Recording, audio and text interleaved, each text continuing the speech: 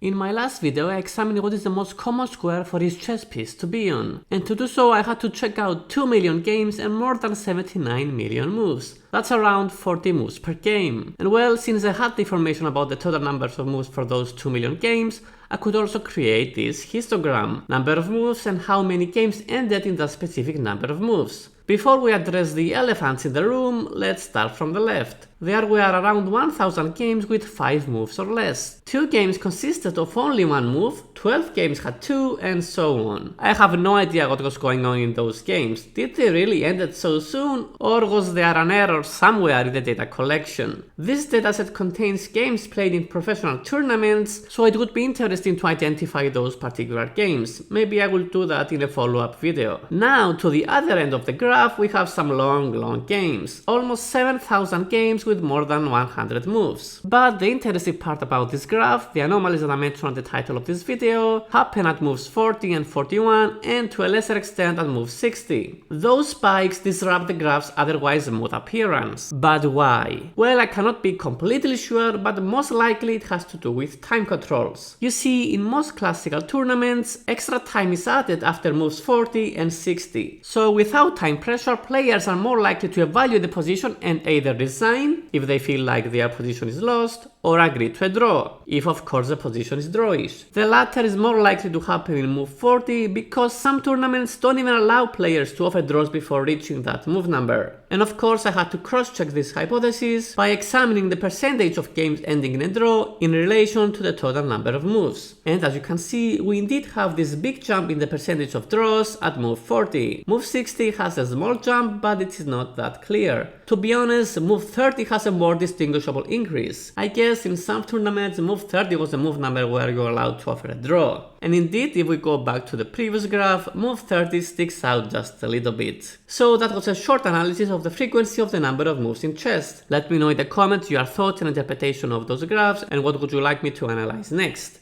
Thanks for watching, see you in the next one.